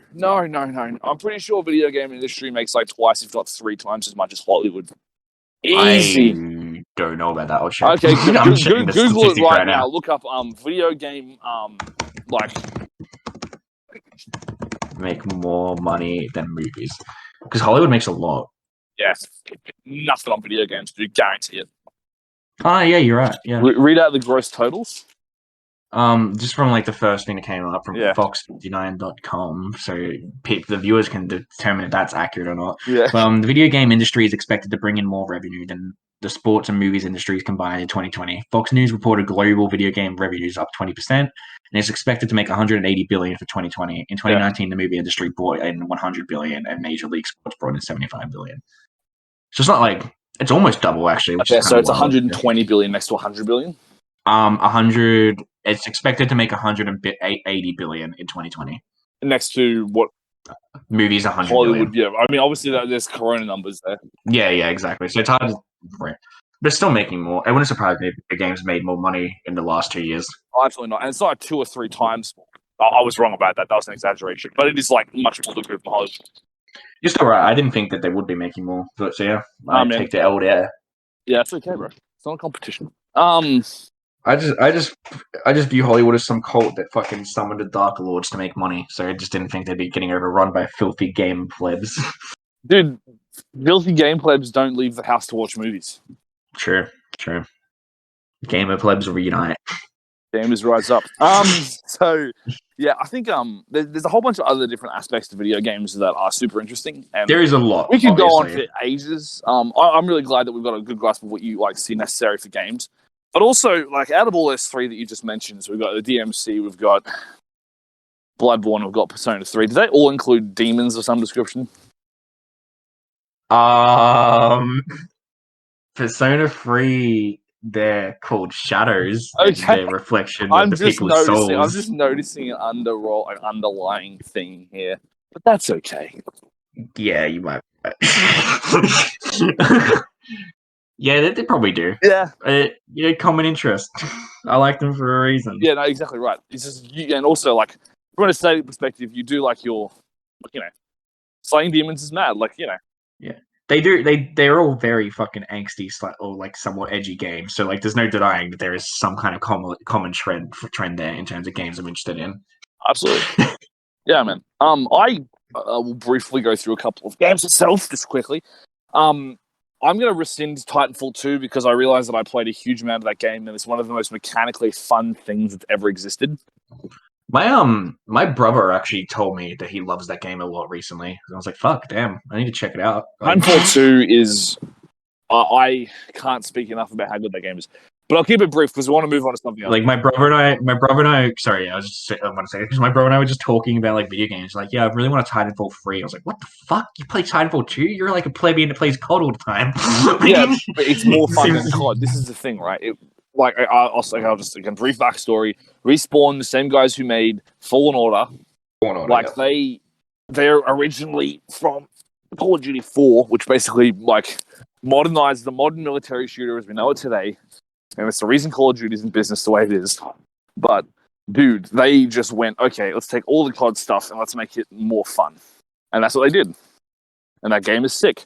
And it's done giant robots better than anyone else. I need to check it out because I love mechs, and if the game's actually that good, I should probably actually play it. The competitive online's where most people are sort of screaming about it, but you can do Frontier Defense, which I would love to do with you because it is still online, but basically you just join up with a couple of other people if you can find a game, which is basically possible because the games are so thoroughly dead, it's a bit scary. Yeah. And you can just hang out, like you just hang out and you just shoot stuff for hours, and you like take on waves and waves and waves of enemies at an easy sort of pace, and you unlock skins and get access to better guns and perks. It's cool. It's really cool. I'll have to check it out. If they make a Titanfall 3, I'll buy it so we can play it online. They need to. That's why Apex exists, I reckon. They're milking Apex for all it's worth, Apex Legends, so they can... because they're doing Apex as well, yeah. So they can make a Titanfall 3. I hope that's their plan. I hope they're not supposed to sit there and milk Apex. But Apex is basically Fortnite at this point. So, yeah. Anyway, leaving all that aside, I think The Witcher 3, briefly, is like... I love Cyberpunk to absolute pieces, and I will defend its honor in a different episode, not today's. But so The Witcher 3, dude... Like, it's like playing an edgier Lord of the Rings. Yeah. Where you're basically a superhero in a shit-stained... Sex magnet. Yes, but in like a shit-stained version of Eastern medieval Europe. It's sick. Like, it's got that sort of Souls-ish flavor with its own spin on it. Like, and when I say that, I mean it does have stamina, and it does involve flipping and rolling around. But there are so much mechanics. The mechanics are simple, but they're also really cool, and the open world is just second to none. Skyrim doesn't have anything on the detail in this game. Cyberpunk doesn't have anything on the detail in this game. Like the Cyberpunk detail is awesome, but it's not the same way as it was with The Witcher. And then the story, dude, it's 80 plus hours, not including the DLC, which is like another 15, 20 hours each of just... Like, there's an overarching arc. There's so many little side plot lines and everything that go on. 80 hours is probably including DLC. My bad. But it is a long, long, long game. And if you want 100% it, my brother. Yeah, I don't know if I'd go into that game for 100%ing it. The story is just awesome. You don't need... I mean, there's a lot of prior nods to other stuff that was going on. You don't really need to know what's going on. You just get in there, you just play, you follow the story. The dialogue's excellent. The writing's fantastic. The voice acting's brilliant. The glitches are very few. Like, man, if you've got a month to kill, just play it. An entire month. I do really want to play it sometime. I think if I ever had like a whole month off, I probably would get the game. I remember our good friend Ben. he was when he was starting playing it, he kept messaging me and being like, "Hey Sean, will you play with The Witcher?" And I'm like, "Oh, I might play it eventually." And he tried to like bribe me or something. He'd be like, "Oh, if I play Persona 5, will you play The Witcher?" I'm like, "No." Here's the thing. I got him into that. Like that was yeah. Yeah, I remember. Yeah, he was saying that you got him into it. So like, I knew that he was like, it was like you fucking like were a vampire. You bit someone, and then now they're coming to bite me and turn me into one as well. And I'm just like, no, please, I don't have time. But I do want to play it eventually. It is a game. It is a game that is on my list of games that I do genuinely want to play. As a side note, you know our mutual friend Ben now has a racing wheel and pedals and a gear stick. Is that? I feel like I saw him playing a racing game recently. Is that why he was playing that? He has a racing wheel, bro, with pedals and everything. And I was gonna give him shit about it. I was gonna call him up and absolutely fucking smack him down and go, "You are the worst kind of capitalist nerd ever." And then I realized I have more than 1,000 Magic the Gathering. Yeah, you can't. I can't say shit. I can. I'm calling him right now. Yeah, I have gone way deeper into like. And another mutual friend that he's living with, Jimbo, just went, "Yeah, I'm pretty sure Racing Wheel's more Chad than Magic the Gathering." Yes, they are. Sorry, you're losing this battle. It's not about winning, Sean. It's about sending a message. Well, the message is you're a loser. Sorry, I'm a loser as well. No, it's okay. I say it with Chad. So it's fine. No, so Witcher 3 is mad, and I recommend everyone play it. That's my favorite RPG. Titanfall 2 has got an amazing game loop, but Halo 3 has a really kooky story, but super cool design choices. Music's awesome. Original trilogy is the best. The Reach is acceptable. Anything after that is absolute garbage because Bungie stopped making it. What about what's it called? Destiny. Didn't they make Destiny? Yeah, they did, and it sucks. I mean, I don't care for it. Sorry, I should pay them respect where it's due, but I do not care for Destiny at all. Yeah, that's the opinion I hear a lot. Yeah. Anyway, so those are some video games that I really enjoy, that I really get around. Absolutely. I have like a pile and a pile and a pile, and I can go on and on and on about it. But I won't. Yeah, there's a lot of games I love quite a lot that I haven't like talked about. Like I've only talked about my top 3, but there are games. Yeah. There is a ton of games that I love, which I'll probably talk about more in future episodes, just in off notes or something, because I'll be like, yeah, I love this game a lot or something. Yeah, absolutely, dude. Listen, I have this is a topic I'd like to bring up, and it's kind of tangentially related, but a little different, and it's a little bit more meta and philosophical in nature. If you're willing to play, good. Yeah, we can move on to a new.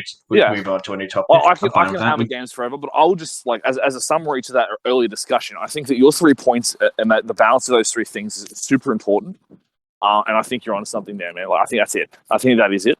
I will just say that there is still like potential for failure of a game. Yes, absolutely. But yeah, there's 3 things that like if they're together is a game that I would normally like a lot. Because you and I have both played quote unquote like acclaimed AAA shit, which kind of falls under that purvey, has all 3 of those things and still sucks. Because you know the story is competent, the characters are good, they got the good voice actors in, the gameplay is acceptable. The music's decent, but it's not like it doesn't stand out. You know, it's like it all performs well.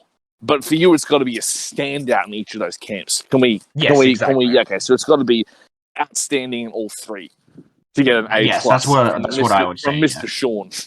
If each of those areas have an A for me, it's more than likely it's going to get an A+ for me as a whole. Okay, I got you. That's entirely fair. We'll have to draw up a criteria sheet, post it to our social media.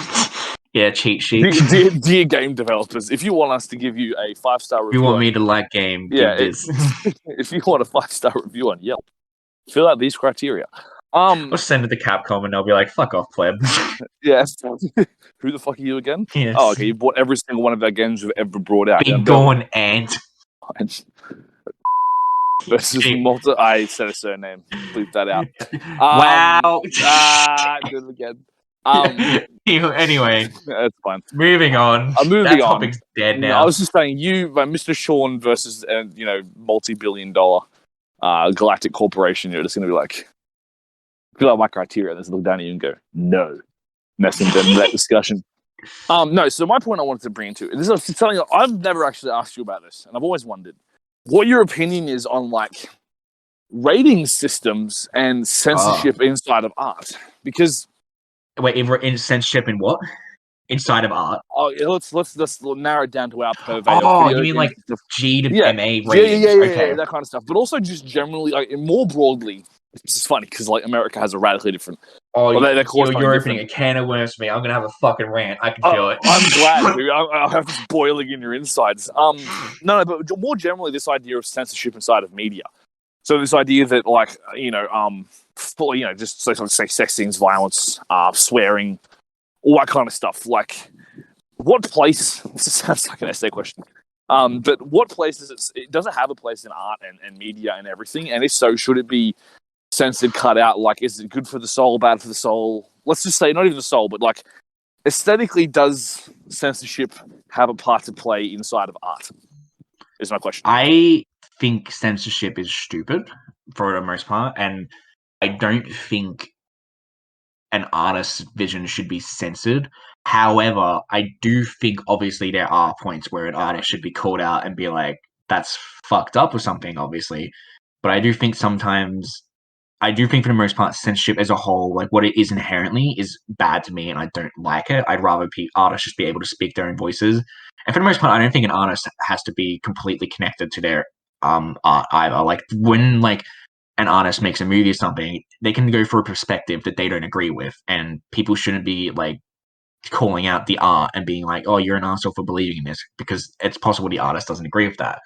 Obviously, art is a way for exploring topics in that, and I think censorship, it's the inherent definition, I feel, is just problematic to me. And with rating systems as well and censorship, there is a can of worms that I can open here with video games, where a video game in particular. Did you say no or go? Go, yeah. Spend it. All right, so Hotline Miami is one of my favorite games of all time. I fucking adore Hotline Miami. I think it's a great game. I think it's got a good commentary on violence in video games, and I think it's phenomenal. I love the game. I would definitely put it in my top 10, if not my top 5. Hotline Miami 2 did not get classified in Australia because there was a quote-unquote rape scene in the beginning of the game. And because of that, Australia said no. They didn't want the game. And so 2 never got released in Australia. The developers actually told Australians that they can pirate the game. Like, the developers straight up were just like, if you guys want to pirate the game, go for it. Like, go free. Like, we don't care. You can play it if you want. So I respected developers quite hard for that. For being for letting people play the game if they want to play it, because I think it's stupid. When you say I think we need to possibly approach this a little delicately. Not that I want it. I'm not trying to censor anything. Right? Yeah, don't get me wrong. Well, I want to discuss this in some kind of intelligent manner. Like, is there actually a scene of rape, or is it an implication? I am getting to that. Okay, I just wanted to bring the topic up. So in the rape scene in question is not actually a scene of rape. The whole point of the level is that you're playing as a serial killer, or at the start of the level, it feels like you're playing a serial killer who is going into a house, and then he at the end of the level he attacks a woman, and just as he's about to rape her, the game stops, and then a director comes out and says, cut, we need to reshoot it, and it turns out it was all filmed and fake.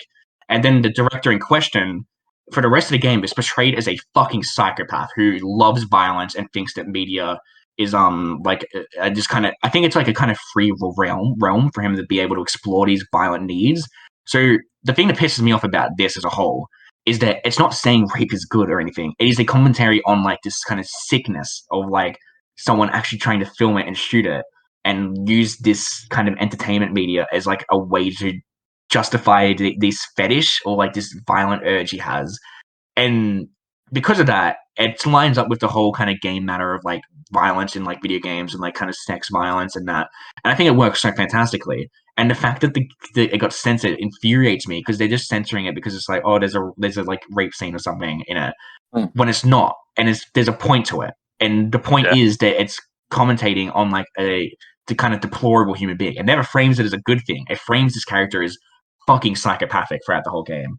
And anytime I talk about Hotline Miami 2 with people, I get fucking pissed off at Australia because they censored it and didn't let it come in, because it is so stupid to me, in my opinion. They censored a message that was kind of going against the message they were censoring it for. But there's subtleties to it, obviously, and it's like the whole eat the onion thing, right?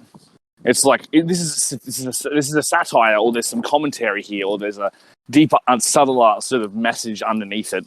And it's not even that subtle. It's this is cooked, and we need to this is it's just wrong. Yeah. And I'm pretty sure you're going to spend the rest of the game messing this guy and all of his goons up, right? Yes, exactly. Yeah. Yeah. which is exactly what you end up doing. But the entire point is like they didn't read the subtext there. They didn't actually understand it. They were just like, this is bad, therefore why? And this isn't even like the only thing I dislike about Australia's censorship either. I think they censor a lot of games that have drug use in it as well, and I think that's fucking stupid. Like even games that are anti-drug. I can't remember what it was called, but there was a game that came out. We Happy Few, actually. It was a survival game. They censored that?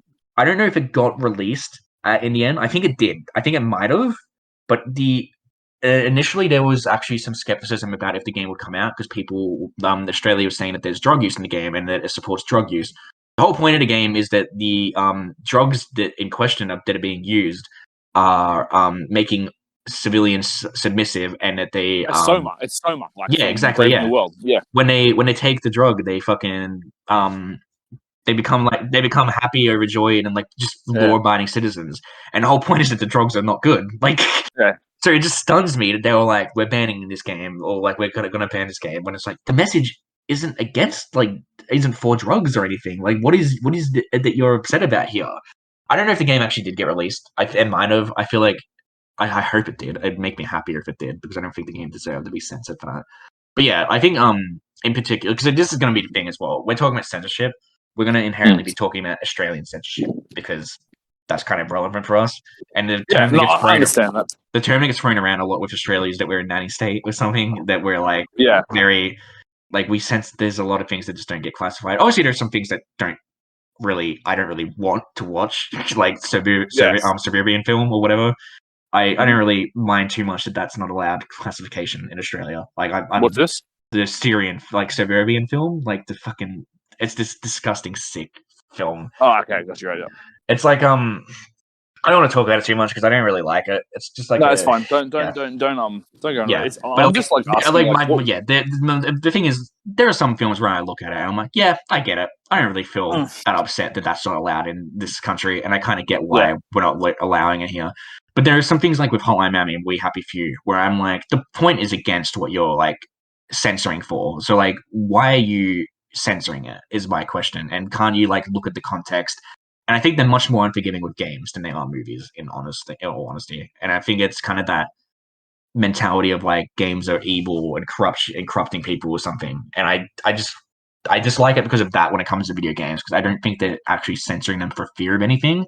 It's simply just because they're afraid of video games, basically, and like they don't want like video games corrupting the youth when they're not going to. Sorry, I get like very annoyed with Hotline Miami too. No. I'm it's not fair because I grew up in a pretty different kind of household. Yeah, and a lot of it's a lot of very sort of Christian, and there's like I said, there's a lot of benefits to all that stuff, and it's very good.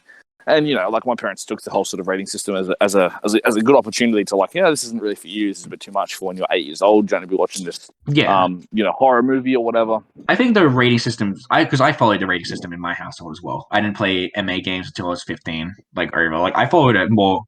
I think I followed it more religiously than most people would have actually, to the point that exactly. Like, I hated horror movies when I was young because I was scared of them. Like I would never watch horror movies, but I watch them all the time now. And I think the rating system's good. There are obviously some movies kids shouldn't be watching, some games kids shouldn't be playing. Like I talk about like the whole corrupting the youth thing. I don't really think kids under like 12 or under should actually be playing COD. Like honestly, I think they should be waiting a bit. That's my personal opinion. Like you should be playing it at the right age. Okay, so let me pinball you another one. What's the difference between Call of Duty and Fortnite? Oh, Fortnite's probably just as bad as well. I don't think young kids should be interacting online until they're of like a reasonable age. I think it's better for them really if they don't. Yeah, I think like the online interactivity should be gauged into the ratings as well. Actually, like it is talk online. Oh, is it? I didn't know if it was. No. So I don't know how many, because most of the time when you're getting games now, you don't buy. I mean, I know you buy discs, but no one else does.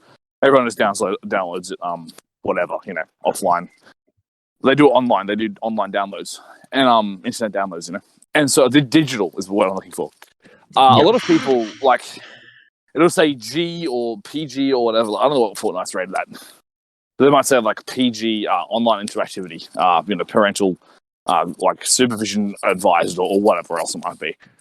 And that's a big part of it, right? Like it's pistoned into that. They do actually allow for it in the rating systems, but no one looks at that. And I don't know about you. I played a bit of. You definitely hadn't done this. I played a lot. I played a bit of GTA Online for a while. Yeah. And dude, just screaming like 9-year-olds the entire time. Yeah. And it's the same with Call of Duty. It's the same with every, Siege. You name it. Like, it just seems to be a thing. And you're sitting there going like, I don't know, man. Because I agree with you. I think online interactions, you have a real bad problem with running into like people who are going to do some weird and kooky stuff and borderline abusive things. Like, I wouldn't. There is a mental health thing here, there's a developmental thing here.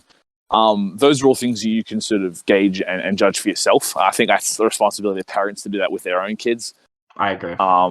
Yeah, I mean, I'm just a single dude hanging out. Like, I don't have kids or anything, so it's not really. But I agree with you, dude. I don't think. And here's another question: like, at what point? No, I'm not going to get into that. We're not getting into parenting here. But yeah, so censorship inside a video game. No, I'm just saying, like, at what point would it make sense for kids to play games in the first instance? But I'm leaving that alone.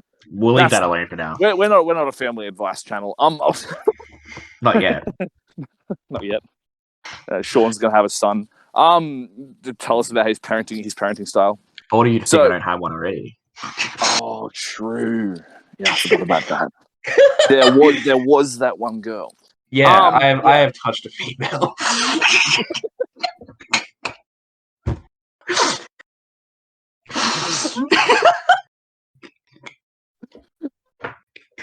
Anyway, I'm never gonna do that again because I played Magic the Gathering. We have fun. Yeah. Oh, okay. No, sorry. So I was just in the middle of drinking a beer and now it's all over my glasses. Sorry. So, the censorship in video games. But here's my question. So what I'm gauging is, you reckon the Australian system works insofar as that, like, this doesn't need to be in this country, but as a general rule, are there some things that need to be censored? Straight up. I mean, I don't know about you. We could both probably agree that hardcore pornography probably needs to be censored. Yeah. Yeah. Snuff films also bad. Well, yeah, obviously snuff's like, but that's criminal. Yeah, and obviously, but it's like these are all these bunch of things like, and some people might say, "Oh, this is actually a true expression of art. This is extreme method acting." But there are things that should be censored. Like there are things that, like, I hate saying it because it just feels like I'm losing a part of my artist soul when I say it. Like, or something. But, like, yeah, I can recognize that there are things that obviously should be censored and that shouldn't be a part of it.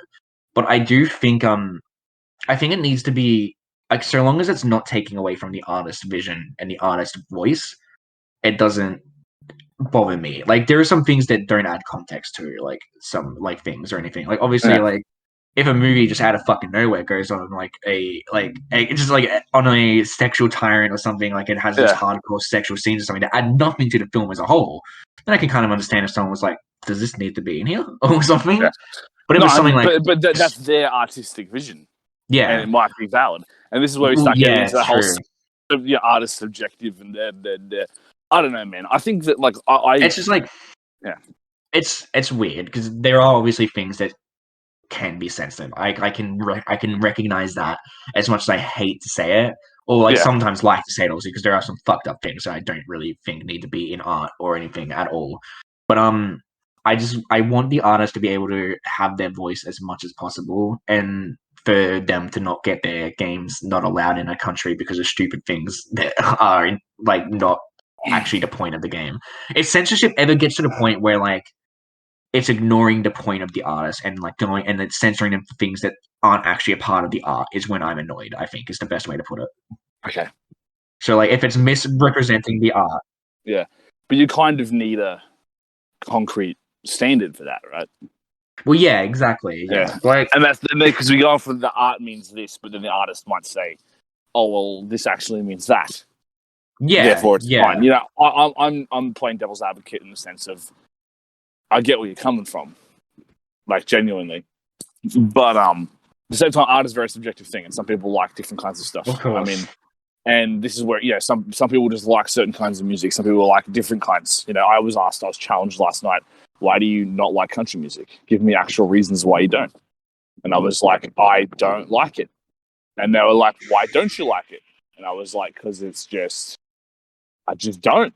And it became this whole thing of, oh yeah, I'll talk to everyone else and no one can tell me why country music sucks. Like, why don't you like it? I just don't, dude. There's no point in getting in around that. But we're talking about something different here because a lot of the time, censorship is designed to be a way to quote unquote protect culture, society, or children's minds or whatever else. And what about censoring swears in songs? Actually, like that's a form of censorship. Like, what about it is? I don't like it. I like a good cuss word in a song if I feel like it fits it. That's like an easy example to make. I'm kind of the opinion that censoring swears in songs is a bit stupid. Well, I would say that makes sense, but then if an 8-year-old singing said song and adding in everything else and talking about killing certain ethnic minority groups by unsigned names, seriously though, right? Gangster rap or whatever, and you got an 8-year-old just ripping that, and you're sitting there going, maybe, but nah. Yeah, maybe there's a problem there. No, but that artist's artistic integrity is true to who he is, and there's no golden standard for it. I can understand why people would create. I'm just saying that as an. Oh no, I agree. I understand.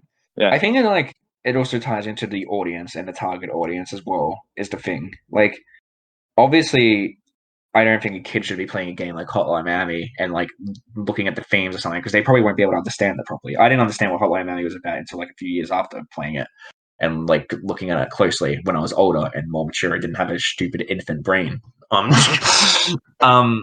So yeah, it is about the audience as well. If someone's making a kid's show or something and they have some really weird sexual references, then yeah, I'd say censorship's a bit needed there. I'd say there's a bit more needed there where you might want to question the person making the art in question.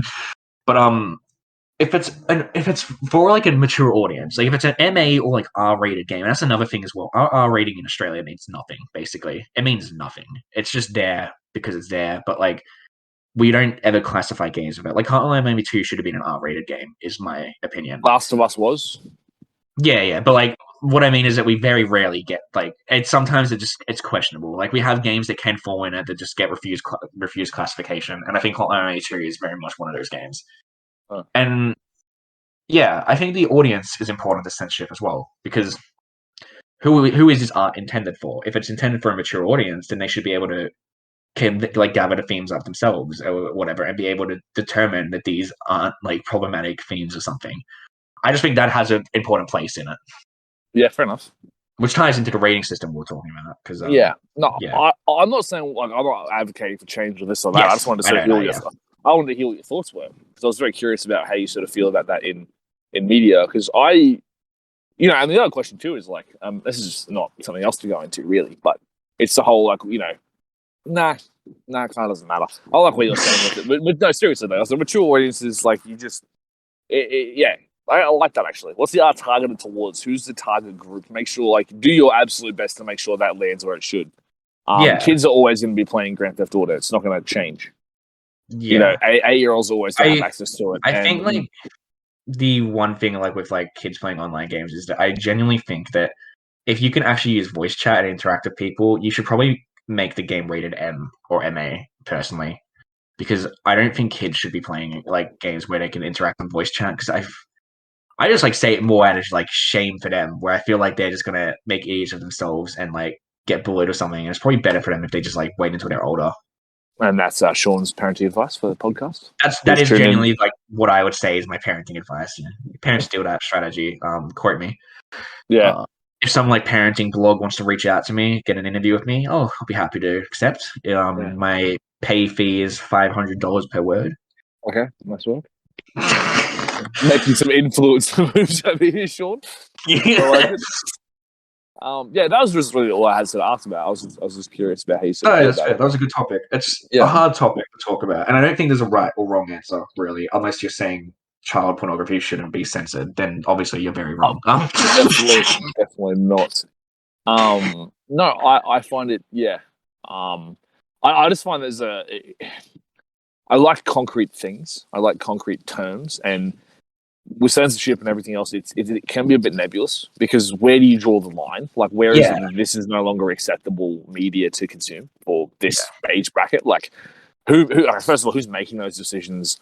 how much power do they have to enforce them? It's not like the FBI is going to kick your door down and like arrest you for showing a kid whatever it is ever at all. Yeah, Like that never happens. It's not like, you're watching. He's an 8-year-old watching an MA-15 horror movie. Oh, you're going to jail now. Or like, but it doesn't even say that. It just says parental guidance recommended for those under 15. That's what that means. Yeah. And restricted. Mature audiences only 15 up, 18 and under should not watch. Like, it's never going to be observed, dude. No one's ever going to actually pay attention. It's just like a suggestion more than anything. And obviously, like they can't buy it in stores, like on their own. Yeah, there's that too. But who buys anything in stores anymore? You just jump in online and just go, "Oh yeah, I'm 21." Yeah, exactly. That is like the thing about it. And who like says their right age on the store? Yeah, exactly right. I think it is a hard topic. It wouldn't surprise me if there are people that disagree. If people do disagree with us, we're not saying that they're wrong. Unless you're saying the Hotline Miami 2 should have been removed from Australia, otherwise I'll fucking kill you. But it's. I'm kidding. We don't have to worry about monetization, so YouTube doesn't have to not monetize us. That's very true. Yeah, exactly. We're free to say whatever we want. But yeah, so obviously there will be disagreements on this matter, and I think it is a topic that is hard to find a middle ground on in terms of like what is right and what is wrong about it. But I'm very much against the idea of just censoring art because you can, and I think you need to consider the audience, consider what the art is, and actually make sure that you understand what the art is before you start censoring something. That's entirely fair, man. And if the art is senseless and or insane and or just wildly inappropriate, maybe I don't really want us to be in a civilization where artists aren't allowed to vocalize their own like art or something, or like to explore art in their own way, provided that it's appropriate, obviously. There's obviously inappropriate examples that I don't agree with, but I think an artist should be allowed to explore the themes they want to explore, or so long as they're doing it appropriately. That's interesting, but then there's a question. I'm not going to get into this, but what's the question of appropriate? What is appropriate? Exactly. There's so much that there's a lot of subjectivity here, and I'm not going to get into why we should actually be on the EISB rating. This could easily be a topic we talk about later on, like again, or something. Like, there's so much more that we could add to this. We only really scratched the surface. I was just curious what your sort of basic thoughts were on it. But that's the sort of one thing that was chewing at me for a bit. I was like, yeah, interesting. No, that's fair. All right. Do we have time for one more, or are we done for the day? We've been talking for like an hour and 43 minutes. Holy crap. Okay, then. Yeah, this has been a long episode. It's probably our longest episode yet. So I'd probably say we're good. We're good for now. Okay, we'll come back in the next couple of weeks. Especially since the other topics I have are probably topics that will make us go for another half an hour. So. Joe Rogan does 3-hour podcast, bro. What are you talking about? No, we'll have a 5-hour podcast for like episode 100. There you go. How about it? We'll get a bunch of other people in. Yeah, exactly. Yes. Yeah, we'll have a bunch of guests. We'll have a party. And, we'll have like a kiddie pool full of beer. It'll be a good time. There'll be cameras. Like there'll be a face reveal at 100 episodes. Yeah, sure. All right. 100 episodes face reveal. We're gonna wear a balaclava with a cutout for your beard. I'll wear like the Jason Voorhees fucking ski mask. That's actually an excellent idea. And not talk. Not talk to the entire time. No, you should talk. It'd be muffled. I'll talk to a mustache and a plastic shield, bro. It's pretty rough go.